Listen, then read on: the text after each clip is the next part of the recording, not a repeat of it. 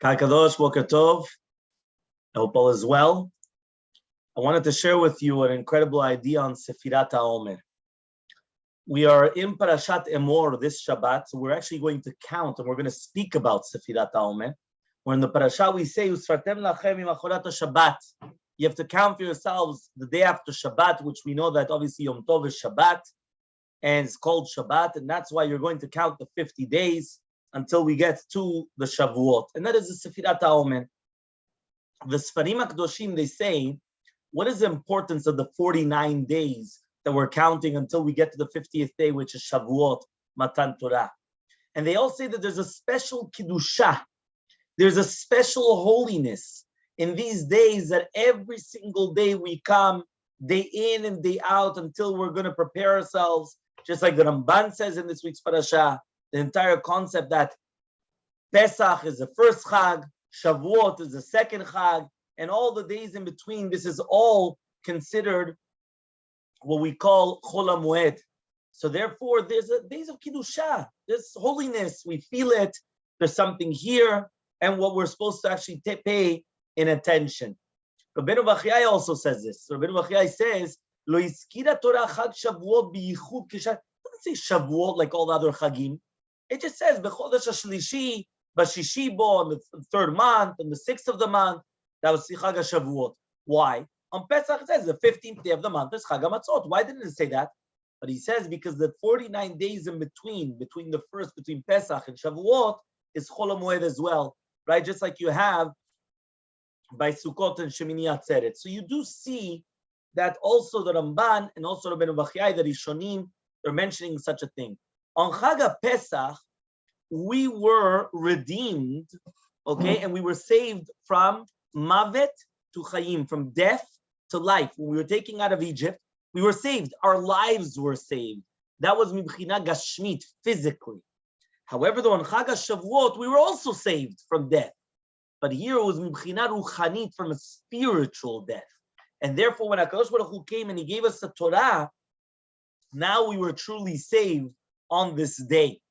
We also know that to do with the months, we know that there's Nisan, Iyar, and Sivan. Okay, this is Tov, Ziv, Vehod. What does that mean exactly? They come and they say that the numerical value of these three words, Tov, Ziv, and Hod, is the numerical value of 55, Nun Hey. And therefore he says, it's a Remaz B'Torah, Hen Am Levadad Yishkon. That Bnei Israel are Hen. What is Hen? The Nun Hey that we just mentioned. That basically that this month of Iyar is called Ziv. Ziv, if you remember, is also the Gematria of 45, which is the Gematria of a Adam, of a human being. Because during this month, that's the healthiest month. The month of Iyar, everyone knows, Ani Hashem Rofecha, I'm Hashem your healer. But this is the month of Ziv because it's the month of healing, the month of health. So he says that's why Nisan, Iyar, and Sivan all together is the numerical value of Taf Kuf Yud Zayin. So he comes and he says that's the explanation when we say Marav Tuvecha Shetzapanti Lecha Palta Lachosim Bach. Marav Tuvecha means say Ma is Adam. So he says what is Tuvecha? Taf Kuf Yud Zayin, which then right. So Ma, right again one more time. Ma, when we were actually asking in the pasuk over there, Marav Tuvecha. Look how good. Look how much is your good. Ashetzapanti Lecha that you gave to the ones, right, which fear you. Ma is the Adam, right? Tuvecha is the Tav Kuf Yud Zayin, is the 3 months of Nisan, Iyar, Sivan. Look how good are these 3 months to Am Yisrael, right? That HaKadosh Baruch Hu gave them to us. Now, these days are very, very mesugalim.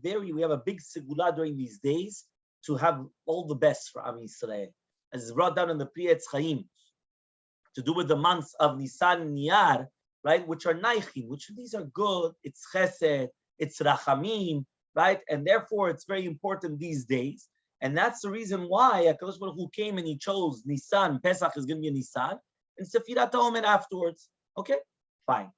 Now, the other hand, people say, and this is what the Kadmonim bring down, that Sefirat Haomer is Yemei Din, is justice. So now we have to actually understand, because are these days of good days, of chesed and rachamim, or is it going to be days of din?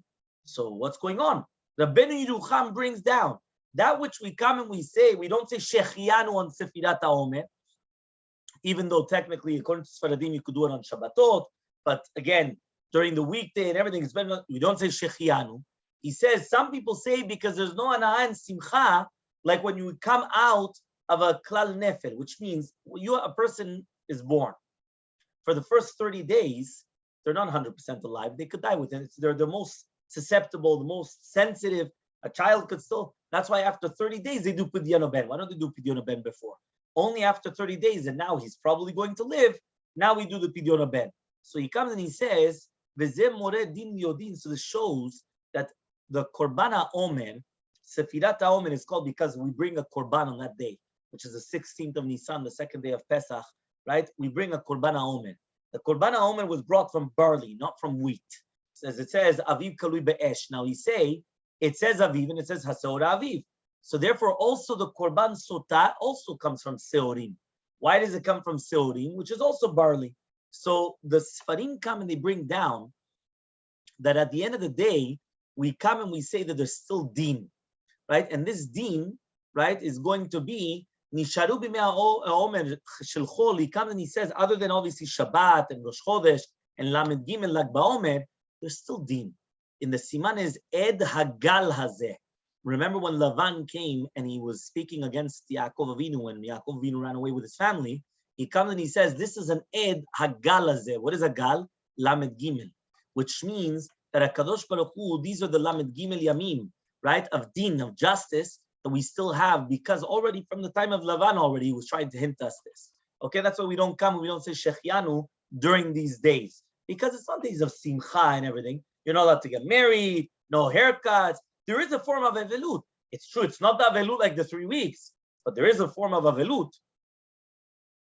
So because of that, there is going to be a concept of din. So we do have to understand then, Bemet, what is it? Is it going to be din, right, justice, or is it going to be rachamim? So that we obviously have to pay. So now, what we have to understand is as follows. According to this, says the Rav Chida, and he comes and he brings down as follows. He says, when we're talking about this, he says, during Sefirat HaOmer, we have to strengthen ourselves in Avodat Hashem, in Torah, mitzvot, because they're Yemei Din. And when we came out of Egypt, when we came out of Mitzrayim, we purified ourselves in order to receive the Torah.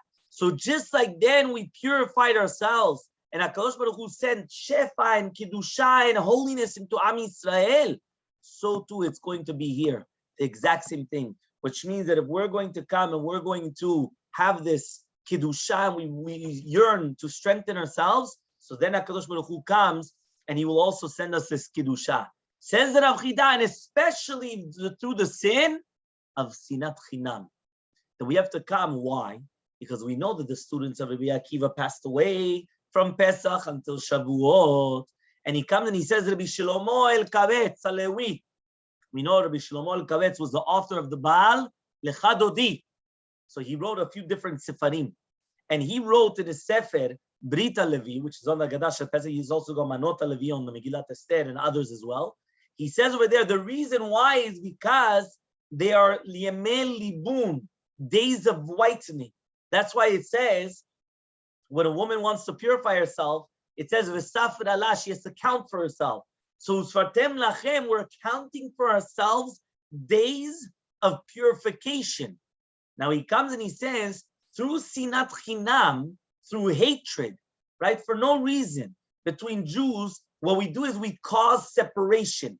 We cause to separate ourselves. And therefore, Midat Adin, which is during this time, came and it hit them. Because Sadikim Gemurim like them, for them, this is a huge Avirah. How could it be? So because of that, they all started passing away. And therefore, he comes and he says that we have to also be careful, because we also mentioned the death of the 2 sons of Aaron, which we actually mentioned it on Yom Kippur also as well. He says, we just read it in Parashat Achremot. So he says, so therefore a person has to understand that the Talmidim, right, that the students that they're learning, they should be mamash ki ish echad, they should be like brothers, because we say, v'chol banaich Hashem v'rov shalom banaich, right, which means that we have to pay attention. So therefore you see how important it is that during this time, we must strengthen our avat chinam, our love for our fellow Jews. And also the Arizal HaKadosh used to speak about this. And also the Zohar HaKadosh says that during the times of Shimon Bar Yochai, Ahavat Olam haya benehem me'od me'od. Rachem rachamatayim l'noshkeve, which means that mamash, they loved each other. Obviously, Shimon Bar Yochai was one of the 5 students after what happened with Rabbi Akiva and everything. So imagine what it was that they're coming here and they're actually focusing on what it is, the entire concept of what? Of the paying attention, right, to the fact that from then on, they had to continue with the love. That's what they had to do. So that's why he comes in the Rav Chida. Now we understand what he's saying, that it's Ra'ui biyoter litchazeh b'chvod hazulat, ba'avat ha'acher. We have to come, we have to give kavod to each other, we have to love each other, we have to, just like Rabbi Akiva says, ve'ahavta l'reacha kamocha, ze klal gadol b'Torah. Rabbi Akiva understood this. He says, ve'ahavta l'reacha kamocha, that is the Torah. He saw it on his flesh. You know what it is to have 24,000 students passing away, dying? Every one of his students dying until he has to go and start again with another 5. Now, still, those 5 illuminated the world just like everybody. But you know what it is? 24,000 compared to 5, right? Look at the investment. But that's what it is. Now, he says here also, when we mention ve'ahavta l'reacha kamocha, we have to understand: can the Torah obligate you to love your friend exactly like you love yourself? How do we understand that, right? I understand, listen, love your friend. Okay. So, love your friend. Kamocha, like yourself? Who do you love more than what yourself? How could the Torah even ask you for something like that? But there are the rabbis actually say like this. Ahavta l'reacha, how do you do that? He says, make him your friend. What does that mean? When you come and you do, then now you feel that every single Jew is mamash kamocha, so then, and you're not going to pick yourself up above him, so now you're going to love him. We're not asking you to love him just like yourself, right? Love him as yourself. What does that mean? When you realize that every Jew is equal, and every Jew has a purpose in life, and every sect of Judaism, right, has their own purpose, right? And we've mentioned this many, many times. We have to respect them, and they have to respect us. But we have to understand that at the end of the day, every single sect is needed, right? Imagine right now you only had tanks going into war. Tanks get destroyed, there's nothing left. You need infantry. If you only have infantry and you don't have the tanks, or you don't have the helicopters and the air support, you're just going to get bombed out. Yeah, you're going to get destroyed. And therefore, look how important it is that you need every single part of it. So he says it was an incredible story to show you of ve'ahavta l'reacha kamocha, is on one of the Gaon HaGeonim. His name is the Nesher Hagadol Rabbi Natan Adler. Yeah, he comes and he says as follows from Frankfurt. He was the rabbi, the main rabbi of the Khatam Sofer. Okay, and he always felt how much it is. So this is the story. Listen to the story. Of Natan Adler was always mechaber.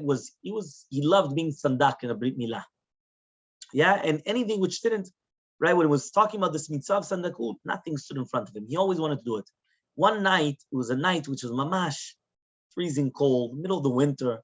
A Jew comes, right, and he lives in a village not so far out from Frankfurt, and he tells him, tomorrow morning, I want you to be sandak, brit milah of my child. So he comes and he says, and please try to make sure that you get there tonight, right, and try to even be there the night before, so that way they do the Lel Shimurim, the Brit Yitzchak. When they stay up, a lot of them, they stay up mamash even all night. Right, nowadays, a lot of more people, they come, they just do the limud and that's it. But a lot of people, the entire night they're up. The entire night, right, doing this. So what happens is Rabbi Natan comes and he listens, right? Okay, perfect, no problem. He gets a wagon, and there was a huge storm. That huge storm. So he tries traveling. And what happens is there in the house of the Via Ben, it was already Yehudi Kfar, and they were waiting for him. It was a hot room, it was nice, right? On the shulchan, they had a beautiful thing. Chatzot halayla comes Rabbi Natan. He gets there. Yeah, he rests a little bit. He drank a hot cup of tea, and when he already starts warming himself up, he gets on his feet, and he goes out. Now, they thought that he's going to come back. But half an hour, and he didn't come back. They were like, something's wrong here. And suddenly, the rabbi just came, and then all of a sudden, he just left. What happened? and he traveled. It was a middle of a storm, and he traveled it. He came. So all of a sudden, they all go outside to look for him. Right now, it comes even more, right, when they actually understand that it's mamash freezing, and Rabbi Natan is not there. So they start looking for him, looking, until where did they find him? They found him in the Goren, in the granary. Yeah, and all of a sudden, right, when he hears people coming, he says, "Who's there?" So he says, "I'm Natan from Frankfurt." So they come to him, and he was freezing. Yeah, it was mamash freezing. He says, "What is it, Natan? Why did you leave the house, right, and go over there? Right? What's going over exactly?" So he says, No. He says, what happened is that I was asked to do a mitzvah. A mitzvah, gure mitzvah. So he says, when I was in the house, right, and drank a hot cup of tea and everything, I remembered the Bala Gala, right, the one that brought me here, right, he's a misken. He's going to be outside, and he has to watch over the sus, the horses and everything. He's freezing. How am I going to let him? So what did I do? I came out in order to watch over him. And I sent him to the kitchen, right, in order to warm himself up. And then he's going to come back. So then when he's going to come back, that's when I'm going to go inside. So they're like, okay, fine. They go into the kitchen, and they found him that he was sleeping. So they tried waking him up, right? But Rabbi Natan says, no, don't wake him up. Right? You can't wake up a Yehudi misken. You can't. So they went and they said, Rabbi Natan did not leave from there until they were going to put somebody else there to watch over the horse, right, in the wagons. What does that mean? You see here that Rabbi Natan, he's the big rabbi over there. He could just say, you know what? I'm enjoying myself. Okay, there's a wagon driver misken, but that's his job. He loved this fellow just like he loved himself. Mamash, something so strong, right, that he actually came and he wasn't going to move until then. Okay, just to understand. So now there's also another beautiful part, which is, it says in the Torah, we read this in last week's Parashat, Lo tikom velo titor b'nei amecha. You're not allowed to take nekama and netira. What is nekama and netira? So we know that's vengeance. You're not allowed to take vengeance. But then it says, ve'avta lecha kamocha. You have to love your friend like yourself. Ani Hashem. We have to understand, why does it say Ani Hashem right afterwards? What is the connection between the Ani Hashem, I am Hashem, and ve'avta lecha kamocha? So the Chavetz Chaim comes and he says with a beautiful mashal. He says like this: there was a story with a Jew called Reuven, and what happened is he got into an argument with his neighbor Shimon. So he went and he says Shimon's ideology is bad, and he hated him until the end. One day, Reuven comes right from home. Yehuda, that he was a very good friend of Shimon, and he's very, very important. He comes and he tells him, "You should know, Shimon, your friend, right? When you said, how." You're a bad person, you're a disgraced person, you're not a good person. So I went and I saw him once by the Gedolei Ador, right? And he gave him a lot of kavod, right? And wow. And he says, you know what? I think you made a very big mistake. You understand? Like, I think you made a very, very big mistake. So now Reuven comes and he starts thinking, 1 second, how could that be? So he says, Yehuda, you're putting in my mind, a doubt now. Maybe Shimon is right. And I had some type of a nigiyah, I had a bias. And because of that, I thought that I was right. And really, maybe no, maybe he's right. So now you're putting in my mind some type of so what happened? After a few days, Yehuda comes and he tells the same story to the other one. So he says, by the way, I saw Reuven, and what's going on now? So all of a sudden, he comes and he says, right, now like this. He comes and he says the exact same thing is with the Ani Hashem.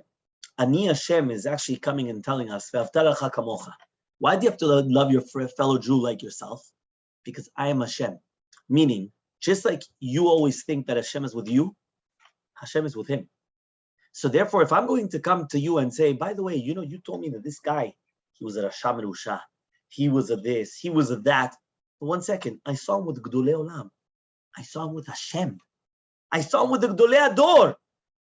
Are you sure you're correct that you tell me that he's such a negative, such an evil person? I saw him with the Gedolei Olam. So now you come and you think, you know what, maybe he's right. And then you go to the other one. And that's the connection between Ani Hashem and Ve'avataracha Kamocha. To show you that HaKadosh Baruch Hu is with every single Jew. I am there. I love, they're all my children. So how could you come now and say he's something different? It's completely different, wrong. So now we come and we speak about Avodat HaMidot. When we speak about Avodat HaMidot brings to Avat Reim, which means like this. During the 49 days of Sefirat Haomer, we brought down many times where there was, that there were people that used to learn the 49 days every single day, one of the Midot of the Torah Nikneh Bahem, or one of the, we learn Pirkei Avot, we try to do Teshuvah on our Midot. Now, why is it so important to work on Midot nowadays? And the reason why is because once we work on our Midot, we're able to come and we're able to love our friends as well. Because then we come and we start understanding what's going on. So there was a beautiful story between Tzadikim Sarim, where there was Reb Shimshon Zal. He was the Av Betin of Zichlin, right, that he lived, right, we're talking about many years ago. And, right, there was also another one called Rabbi Avraham Weinberg of Slanim, okay, that he always used to say over the story.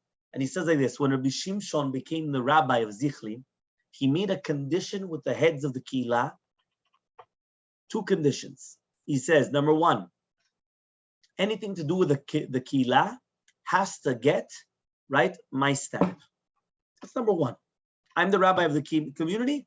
Anything that has to do with the community, I have to give the stamp. That's number 1. Number 2, in order that I don't annul myself from my learning, because I'm learning all the time. So from Yom Rishon ad Yom Shishi, he could come and he could be done b'tzorchei HaKeilah, right? But when? Only on Motzei Shabbat. So it comes out that they would have to wait. If they wanted to do something with the community, they would have to wait until Motzei Shabbat. Motzei Shabbat was the only time that he would come and he would sign. The only time. Okay. It once happened during the weekday, right? A woman goes out, the Rabbani goes out into the shuk, and she's bringing, and all of a sudden she sees this beautiful fish, Lichvot Shabbat. The wife of a rich person comes, and she picks up the price. And what happens is that all of a sudden the woman comes, and she spoke very harshly against the Rabbanit, against the wife, right? The wife of the rabbi. And everybody found out there was a bikiyah b'chvod Torah. Why? Because the rabbi's wife, right? This woman is coming and she's going to go against. So, okay, fine. They went and they said, Lo taguru mipenei ish. They said they wanted to give a knas, right, to the woman. They wanted to give her knas, a penalty, a fine. Why? Chutzpanit, what's she doing? But in order to give a knas, what do they need? They have to get the heskem of the rabbi, right? What do they have to wait? They have to wait until Motzei Shabbat. So fine, they went to the Rabbanit and they said, listen, prepare him, right? And during the Shabbat, you're going to tell him that. And then on Motzei Shabbat, we're going to come, we're going to give the gushpanka, we're going to give the seal, and then that's it, we give her the knas. Fine. When he comes home on Friday night, right, Reb Shimshon comes and he sees that she's sitting, right? And she's in the corner. And he's saying, what's wrong? It doesn't make sense. You're sitting in the corner, you look all sad, something's wrong. So she comes and she says, look, this woman came, she embarrassed me in the public, right? And everybody's keeping quiet. So the rabbi says, what? Everyone kept quiet? He says, no. So she told her the entire story, right? The rabbi keeps quiet, yeah? And he comes and he continues with the seudah and everything. He comes, he tries to calm down the rabbanit. Okay, they come to do the kiddush, right? And then all of a sudden he comes and he asks, when did this happen?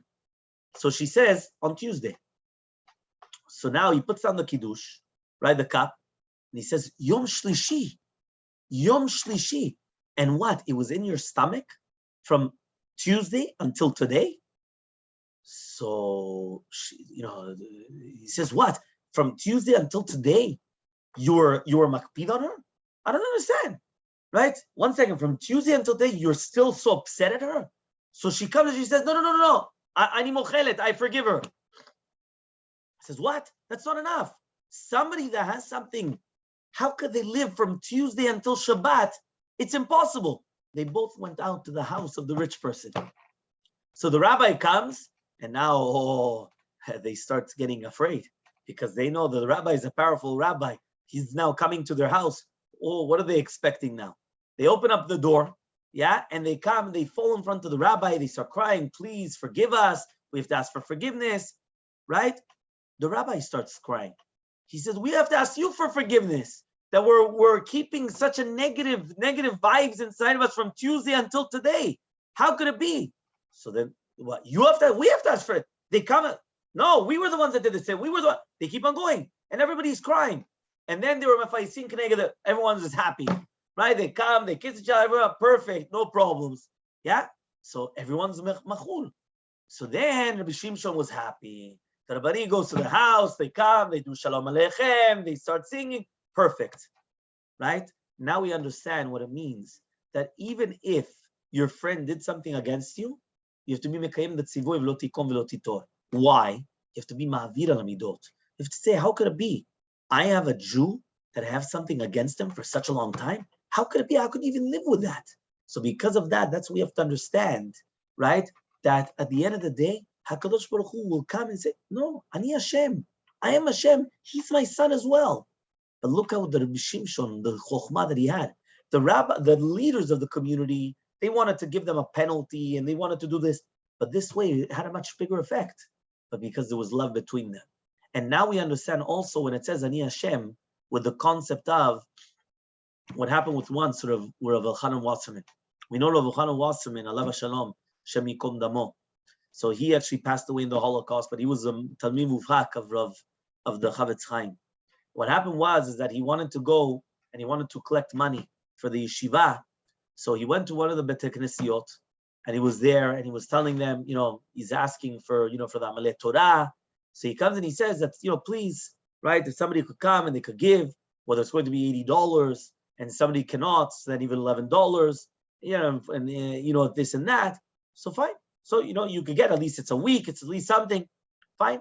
So it was actually mamash, what it is, $80. But what happened is that the rabbi of the synagogue, he gets up there and he goes up and he says, you should know, right? This rabbi spoke for such a long time, and all of a sudden he came and he said, every dollar that you give, it's Kodesh. Because every dollar is a dollar. The rabbi just asked for $80 per person, which at the time was obviously a lot of money, right? He came and he said, every dollar is a dollar. So what happened? So what happened was every single person came and they gave $1, right? Because once after the Rav Elchanan came and he gave his thing, and it was going to be every dollar counts. Okay, here's $1. He left there with less than $150. So therefore, what happens is, and he was going to get $80 from every single person. So imagine. So therefore, they came to Rav Elchanan and they said, what's going on? I apologize. I didn't realize. This is what's happening. All of a sudden, look what happened. And he came and he said, obviously, this comes from HaKadosh Baruch Hu, right? And therefore, he comes and he says, obviously, the Beit Knesset didn't have this zechut. Right? It wasn't because of me. HaKadosh Baruch Hu, it was the same thing with Hashem Amar Lo Kilel. What does that mean? David HaMelech came and he was cursed. He said, oh, it wasn't me. Don't worry about it. It's not you. I understand that. So therefore, if a person would just take this, all of a sudden it would change their outlook on what's going on. So therefore, what it's incumbent upon us is to understand that at the end of the day, when a person has to realize, right, when we're talking about we have to love our friends like ourselves, pay attention to what we're saying. What are we trying to say? If we fix our midot, we will love every single Jew. And that's what we're supposed to be doing during this time. It's Sefirat Haomer. Every single day, we want to work on another midah. We want to become closer to each other. We want to do other things. And then we just realize that once we're going to love every single Jew, Bezrat Hashem will get rid of the sinat chinam that we have. And obviously, we have to have havat chinam for every single Jew in it.